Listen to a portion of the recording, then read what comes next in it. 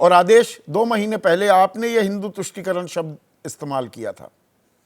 दिल्ली के चुनावी नतीजे आ रहे थे और आपने कहा कि देखिए, एक दौर मुस्लिम तुष्टीकरण का था, अब हिंदू तुष्टीकरण का दौर शुरू हो गया है और गाहे बगाहे सभी को उसी राह पर चलने को मजबूर किया जा रहा है। और ताज़ा मिसाल क्या, हम वक्फ संशोधन विधेयक जो अब कानून बन गया है, राष्ट्रपति की मंजूरी मिल गई है, उससे मिलता है क्या कि नीतीश हों, नायडू हों, सब साथ जाते दिखाई दिए, विचारधारा अपनी छोड़ दी, भूल गए उसे।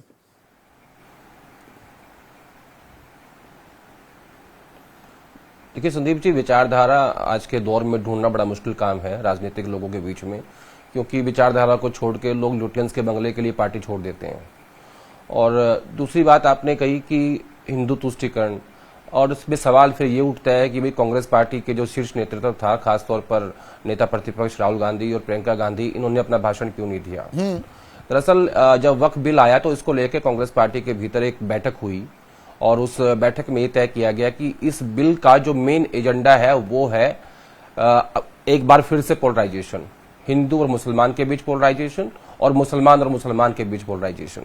ये इसके 2 मेन एजेंडे थे कांग्रेस पार्टी के नेताओं के मुताबिक। तो अगर कांग्रेस पार्टी की लीडरशिप यानी खासतौर पर राहुल गांधी, प्रियंका गांधी या सोनिया गांधी भाषण देते तो फिर से कांग्रेस पार्टी के ऊपर जो पिछले 10 साल से टैग लगा हुआ है कि ये मुसलमानों की पार्टी है या उनका तुष्टीकरण करती है, वो एक बार फिर से साबित होता और ध्रुवीकरण बहुत ज्यादा हो जाता।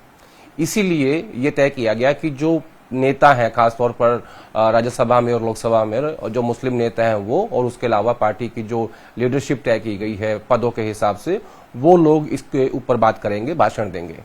तो ये एक स्ट्रैटेजी थी। दूसरा ये भी तय किया गया कि कोई भी व्यक्ति या कोई भी नेता इस बिल को फाड़ेगा नहीं, कोई हंगामा नहीं करेगा, कोई वॉकआउट नहीं करेगा। सबको अपनी बात रखनी है, विषयों पे बात करनी है, इस बिल के मेरिट्स और डिमेरिट्स से बात करनी है, ताकि ये संदेश जाए देश के बीच में कि नहीं, कांग्रेस पार्टी इस बिल के खिलाफ लड़ती हुई दिखाई दुकान खोलने की बात करते हैं, भारत जोड़ो यात्रा करते हैं, और जब वक्त आता है तब नदारद दिखाई देते हैं। इतनी रक्षात्मक मुद्रा है, इतना डिफेंसिव हो जाएगी तो कांग्रेस, तो बीजेपी तो फ्रंट फुट पर खेलेगी और बाकायदा खेल रही है, स्टेप आउट कर रही है अब तो। नहीं, देखिए ये सबको पता है कि कांग्रेस पार्टी को इस 2024 के लोकसभा चुनाव में मुसलमानों और दलितों ने अपना वोट दिया था, तो उनके बारे में अक्सर राहुल गांधी बात करते हैं। और जहां तक मुझे याद आता है कि 2019 में जब उन्होंने इस्तीफा दिया था तो उन्होंने इस बात को कहा था कि आप लोग चाहते हैं कि मैं सिर्फ हिंदुओं की बात करूं, इसलिए मैं इस्तीफा दे रहा हूं, क्योंकि मुझे लगता है कि कांग्रेस प्रेसिडेंट का फर्ज ये बनता है कि मैं सबकी बात करूं, जो भी विक्टिम है या जिसकी बात करनी चाहिए, चाहे वो किसी भी जाति का हो, किसी भी धर्म का हो। लेकिन कांग्रेस पार्टी का उस टाइम दबाव था। लेकिन अब राहुल गांधी क्योंकि नेता प्रतिपक्ष है और ये उन्होंने खुद चूज किया कि उन्हें एलओपी बनना था, अब वो बात नहीं उठाई तो पार्टी के अंदर इस बात पे चर्चा थी। लेकिन उनका तर्क ये था कि इससे और ज्यादा पोलराइजेशन होगा हिंदू मुसलमान के बीच, और एक बार फिर से कांग्रेस पार्टी पे आरोप लगेगा कि वो तुष्टीकरण की राजनीति कर रही है, मुसलमानों के तुष्टीकरण की। लेकिन कांग्रेस पार्टी ये नहीं कह सकती कि बीजेपी जो है वो हिंदू तुष्टीकरण की राजनीति कर रही है। शायद ये कहने से बचती है क्योंकि उनको लगता है कि इससे नुकसान और ज्यादा बढ़ सकता है, क्योंकि इसी साल बिहार में चुनाव है और पिछले 1 साल में 3 राज्यों में कांग्रेस पार्टी चुनाव हार चुकी है। तो स्ट्रैटेजिक मूव है, मैं इसको ऐसे कहूंगा। ना खुदा ही मिला, ना विसाले सनम, ना इधर के रहे ना उधर के रहे, कुछ हाल ऐसा हो गया है क्या कांग्रेस का? You'll have to take a stand ना, कहीं तो आप खड़े होते दिखाई अगर आप ऐसे सोचेंगे कि नहीं, अगर इसको आप ऐसे सोचेंगे तो मैं ये ऐसा नहीं मानता, क्योंकि लोकसभा चुनाव इसका ताजा उदाहरण है जहां आपको एक बड़े समुदाय ने वोट दिया, जहां एक बड़ी जाति ने वोट दिया। उसको बिल्ड ऑन करना था ना, उसको और आगे बढ़ाना था वो दायरा। ओबीसी की है। मैंने कहा ना कि जो पार्टी के रणनीतिकार थे उनको लगता था कि अगर राहुल गांधी इसके बारे में बात करेंगे तो बीजेपी चिल्ला चिल्ला के फिर से कहेगी, देखिए मुस्लिमों के तुष्टीकरण की राजनीति कांग्रेस पार्टी कर रही है और सिर्फ मुसलमानों की बात करते हैं, हिंदुओं की बात नहीं करते। वो तो कहेंगे, राहुल गांधी कोई भी बात पकड़ लेंगे। जो हिंदू ट्रस्ट है, जो मंदिर है, नहीं देखिए ये तो पार्टी का फैसला होगा। ठीक है, पार्टी का फैसला है, पर मैं नहीं, थोड़ा सा और आगे बढ़ाना चाहूंगा। विनोद शर्मा, मतलब दरअसल वक्फ संशोधन विधेयक को लेकर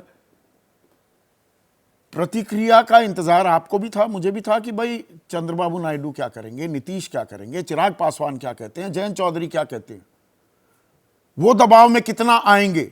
दबाव में कांग्रेस भी आती दिखी, वो तो दबाव में दिखे ही। वो तो बीजेपी की जो जी हजूरी करते दिखे, वो मजबूरी है या अब जरूरी हो गया है ये उनके लिए? देखिए संदीप, एक लेवल पे जो आप पूछ रहे हैं वो वाजिब है, लेकिन दूसरे लेवल पे बेइंसाफी है ये। पूरी पार्टी के लोग खड़े होके मुस्तैदी से इस बिल के खिलाफ बोले। खारगे साहब बोले, अध्यक्ष है ना पार्टी के, वो राज्यसभा में लीडर ऑफ अपोजिशन है, वो बोले कि नहीं आगे आके। जो इमरान प्रतापगढ़ी है वो राहुल गांधी का अपना हैंड पिक्ड आदमी है इन द राज्यसभा।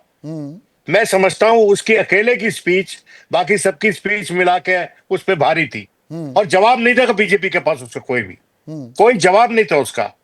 उसने किसी को अपसेट नहीं किया, किसी को गाली नहीं दी, बड़ी खूबसूरती से शायराना अंदाज में ऐतिहासिक तथ्य बयान किए। देखिए ये टैक्टिकल मूव है, स्ट्रेटेजिक मूव नहीं होता, इसको टैक्टिकल बोलते हैं। ये टैक्टिकल एब्सेंटेइज्म है ये जो गांधी परिवार है उसका, क्योंकि सच में बीजेपी छोटी सी बात लेके उड़ती और कहती देखिए ये कह दिया और वो कह दिया। बिहार में होने वाले इलेक्शन, नहीं, अब वो आपने नाम दूसरा दिया कि ये लोग सब मेरे दबाव में सवाल आ का गए। दूसरा अंग टैक्टिकल एब्सेंटिज्म थी राहुल गांधी की, पर ये टैक्टिकल जो कंसेंसस या टैक्टिकल हाँ करते हुए चंद्रबाबू नायडू और नीतीश कुमार दिखाई दिए, इसे आप कैसे रीड करते हैं? ये तो पहले दबाव बनाते थे अब ना इससे पहले बीजेपी मैं पर। इस पे आ रहा हूं मैं, और ये भी आपको मैं इंगित करता जाऊं कि माननीय प्रधानमंत्री ने चर्चा में विषय में लिया, पार्टिसिपेट किया क्या? उन्होंने तो एक नियम बना लिया है कि जब पार्लियामेंट मिल रही होती हो तो विदेश यात्रा पे निकल लेते हैं वो। देखिए मेरी बात समझने की कोशिश कीजिए, तराजू सही हाथ से पकड़िए। यहां पर लीडर ऑफ द हाउस ने एक शब्द नहीं बोला। आप देखिए जो लीडर है दोनों पार्लियामेंट में, सबके लीडर माने जाएंगे प्रधानमंत्री, वो तो थे ही नहीं, नदारत थे इस बहस से, तो उसकी तो कोई बात नहीं कर रहा। हाँ, अब आते हैं हम इनके एलाइज पे। देखिए टीडीपी सेफ विकेट पे है, वो आज के दिन पोजीशन नहीं भी लेती तो उसको ज्यादा नुकसान नहीं होगा। उसको पोजीशन लेनी पड़ेगी जब इलेक्शन होने वाले होंगे। वहां इलेक्शन आज के दिन होने वाले नहीं है। द ओनली स्टेट जहां पर इलेक्शन होने वाले हैं, इन्होंने नीतीश को मार दिया है।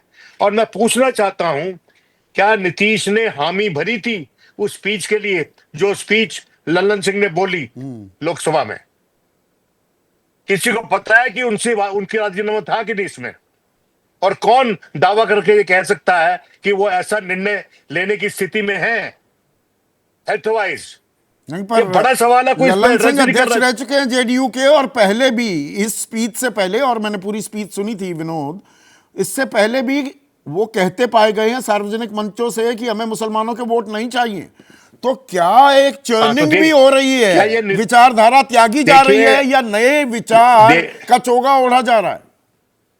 भैया नीतीश का नाम लेकर ये इस पार्टी को बीजेपी अपने हिसाब से चलवा रही है, आप समझिए इस बात को।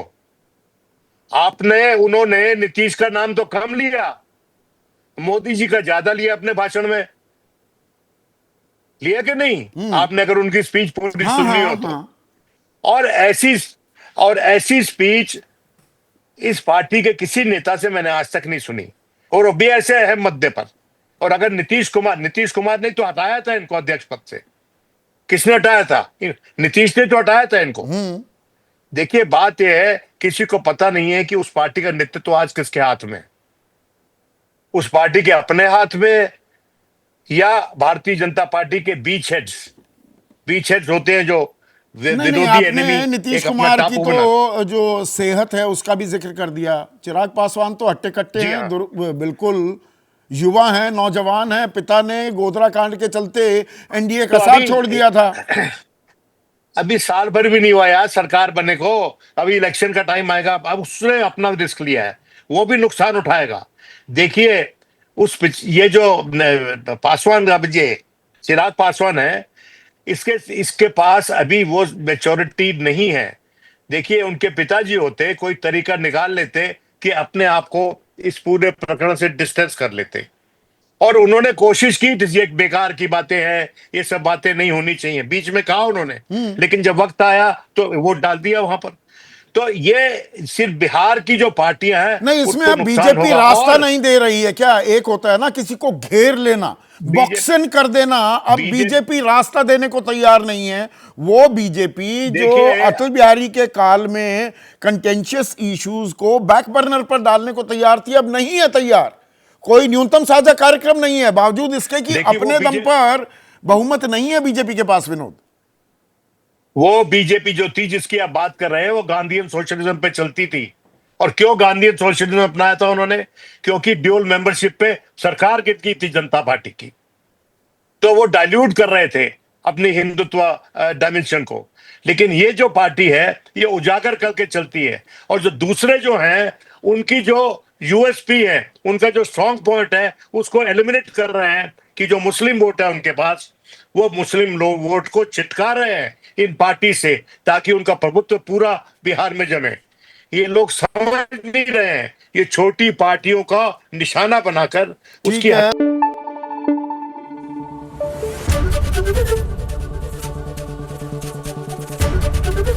एबीपी न्यूज आपको रखे आगे।